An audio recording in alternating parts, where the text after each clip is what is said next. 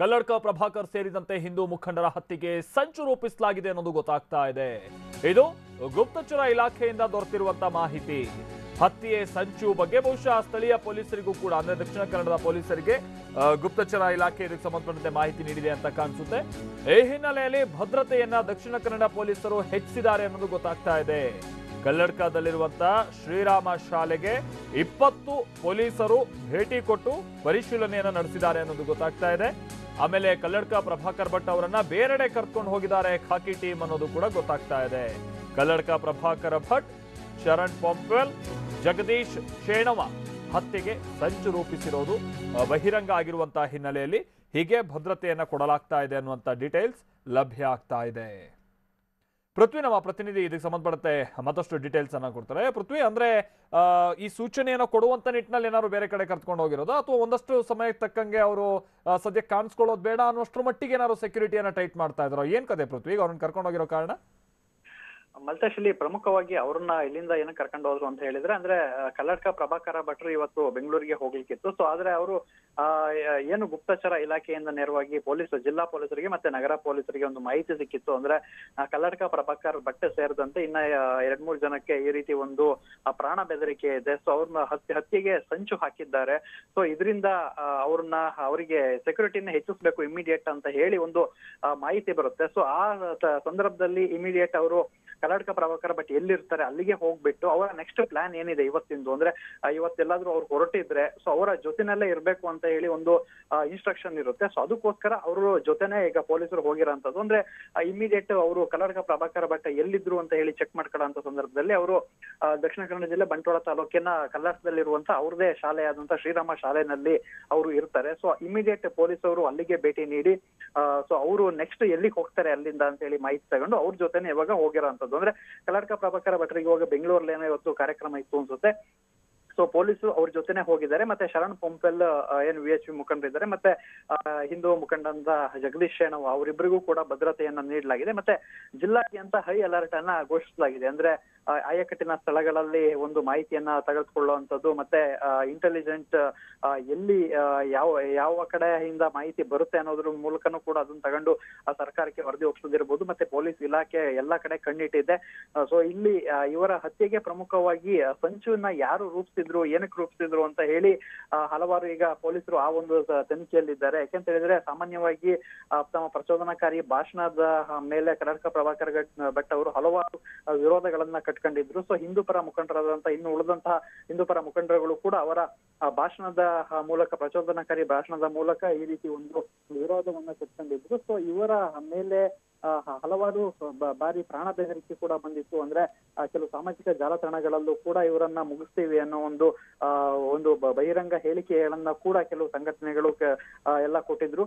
So ಇದರಿಂದ ಇದೆಲ್ಲ ಹೆಚ್ಚು ಕಡಿಮೆ ಆಗಿ ಎಲ್ಲ ಒಂದು 6 ತಿಂಗಳು 1 ವರ್ಷ ಹಿಂದೆ ಆದ್ರೂ ಕೂಡ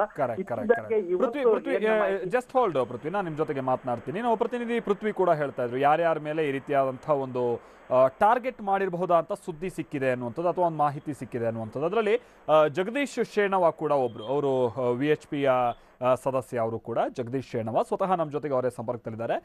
ಜಗದೀಶ್ ಶೇಣವ ಅವರೇ, ವಿಚಾರ ನಿಮ್ಗೆ ಗೊತ್ತಾಯ್ತು ಅಂತ ತಿಳ್ಕೊಳ್ತೀವಿ. ಬಹುಶಃ ಪೊಲೀಸರಿಂದ ಏನಾದ್ರು ನಿಮ್ಗೆ ಸೂಚನೆ ಏನಾದ್ರು ಸಿಕ್ಕಿದೆಯಾ ಅದಕ್ಕೆ ಸಂಬಂಧಪಟ್ಟಂತೆ?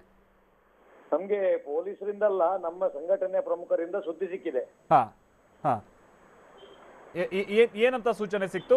ಟಾರ್ಗೆಟ್ ಆಗಿದ್ದಾರೆ ಅನ್ನುವಂಥದ್ದು ಸೂಚನೆ? ನಾನು ಪ್ರಭಾಕರ್ ಭಟ್ರು, ಶರಣ್ ಪೊಂಪೆಲ್ ಟಾರ್ಗೆಟ್ ಆಗಿದ್ದಾರೆ, ಅದರಿಂದ ಜಾಗೃತಿಯಲ್ಲಿ ಇರಬೇಕು ಎನ್ನುವ ಸಂದೇಶವನ್ನು ಪೊಲೀಸರು ನಮ್ಮ ಹಿರಿಯರಿಗೆ ತಿಳಿಸಿದ್ದಾರೆ. ಅದರ ಪ್ರಕಾರ ನಮ್ಗೆ ಸುದ್ದಿ ಮುಟ್ಟಿದೆ. ಅಂದ್ರೆ ನಾವು ಕೇಳ್ಪಡ್ತಾ ಇದ್ವಿ. ಈಗ ಇನ್ಫ್ಯಾಕ್ಟ್ ನಮ್ಮ ಪ್ರತಿನಿಧಿ ಕೂಡ ಹೇಳ್ತಾ ಇದ್ರು, ಅಲ್ಲಿ ಪ್ರಭಾಕರ್ ಭಟ್ ಅವರನ್ನ ಪೊಲೀಸರು ಸ್ವಲ್ಪ ಬೇರೆ ಕಡೆ ಕರ್ಕೊಂಡೋಗಿ ಎಲ್ಲ ವಿಚಾರ ತಿಳಿಸೋದು ಈ ತರದೆಲ್ಲ ಮಾಡ್ತಾ ಇದಾರೆ ಅಂತ ಅವ್ರಿಗೆ ಸೂಚನೆ ಕೊಡೋದು. ನಿಮ್ಗೆ ಏನಾರ ಆತರ ಪೊಲೀಸ್ ಕಡೆಯಿಂದ ಕಾಂಟ್ಯಾಕ್ಟ್ ಬಂದ್ ಮಾಡಿದ್ದು? ಇಲ್ಲ, ನನ್ಗೆ ಏನ್ ಮಾಡ್ಲಿಲ್ಲ. ಯಾವ ಕಾರಣಕ್ಕಾಗಿ ಜಗದೀಶ್ ಶೇಣವರೇ ಟಾರ್ಗೆಟ್ ಆಗಿರ್ಬೋದು ಅಂತ ಇತ್ತೀಚಿನ ದಿನಗಳಲ್ಲಿ ನಡೆದಂತದ್ದು ಏನಾದ್ರೂ ಒಂದಷ್ಟು ಘಟನೆಗಳನ್ನ ನೀವು ಈ ಸಲ ನೆನಪಿಸ್ಕೊಳ್ಳೋದಾದ್ರೆ ಇದಕ್ಕೋಸ್ಕರ ಟಾರ್ಗೆಟ್ ಆಗಿರ್ಬೋದು ಅನ್ನೋದಕ್ಕೆ ಏನೋ ಸಂಬಂಧಪಟ್ಟಂತೆ? ಇತ್ತೀಚೆಗೆ ನನ್ನ ಪ್ರಕಾರ ಏನು ಆಗಿಲ್ಲ. ಆದ್ರೆ ಈ ಮತಾಂಧ ಶಕ್ತಿಗಳಿಗೆ ಇಲ್ಲಿ ದಕ್ಷಿಣ ಕನ್ನಡ ಜಿಲ್ಲೆಯಲ್ಲಿ ಯಾರಾದ್ರೂ ಒಂದು ಹಿಂದೂ ನಾಯಕರನ್ನು ಕೊಲೆ ಮಾಡಬೇಕು ಅನ್ನೋ ಉದ್ದೇಶ ನಿರಂತರವಾಗಿದೆ. ಆಗ ಈಗ ಯಾವುದೋ ಅದಕ್ಕೆ ಯಾರೋ ಪ್ಲಾನಿಗೆ ಯಾರೋ ಅದಕ್ಕೆ ಫೈನಾನ್ಸಿಯರ್ ಸಿಕ್ಕಿರ್ಬೋದು ಅಥವಾ ಏನೋ ಆಗಿರ್ಬೋದು ಅಂತ ಕಾಣುತ್ತೆ ನನಗೆ. ಹಂಗೆ ಈ ಹಿಂದೆ 2-3 ಸಲ ನನಗೆ ನನ್ನ ಕೊಲೆ ಸಂಚು ಆಗಿತ್ತು 2-3 ಸಲ ಈ ಹಿಂದೆ ಕೂಡ ನನಗೆ. ಪರ್ಸನಲ್ ಆಗಿ ನಿಮ್ಗೆ ಅದು ಅನುಭವಕ್ಕೆ ಬಂದಿದೆ ಹಾಗಾದ್ರೆ? ಆಗ ಬಂದಿತ್ತು ನನಗೆ. ಈಗ ಒಂದು 8 ವರ್ಷದಿಂದ ನನಗೆ ಪೊಲೀಸ್ ಭದ್ರತೆ ಇದೆ. ಈಗ ಸ್ಟಿಲ್ ನಿಮ್ಗೂ ಈಗಲೂ ಇದೆಯಾ ಜಗದೀಶ್ ಶೆಣವ ಅವರೇ? ಈಗಲೂ ಇದೆ. ಓರ್ವ ಪೊಲೀಸ್ ಸಿಬ್ಬಂದಿ ಬಹುಶಃ ನಿಮ್ ಜೊತೆಗೆ ಯಾವಾಗ್ಲೂ ನಿಯೋಜಿಸಿರ್ತಾರೆ ಅಂತ ಕಾಣಿಸುತ್ತೆ. ಹೌದು. ಅಂದ್ರೆ ಇನ್ನೊಂದು ವಿಚಾರ ಅಂದ್ರೆ ಬಹುಶಃ ಈಗ ಎಲೆಕ್ಷನ್ ಕೂಡ ಬರ್ತಾ ಇದೆ. ಎಲೆಕ್ಷನ್ ಟೈಮಲ್ಲಿ ಈ ತರದ ಒಂದಷ್ಟು ಘಟನೆಗಳಾಗೋದನ್ನ ಗಮನಿಸ್ತಾ ಇರ್ತೀವಿ ನಾವು. ಅದು ದಕ್ಷಿಣ ಕನ್ನಡದಲ್ಲೂ ಕೂಡ ಬಹುಶಃ ಅದು ಒಂದೇನೋ ಸುಳಿವು ಸಿಕ್ಕಿರ್ಬೋದು.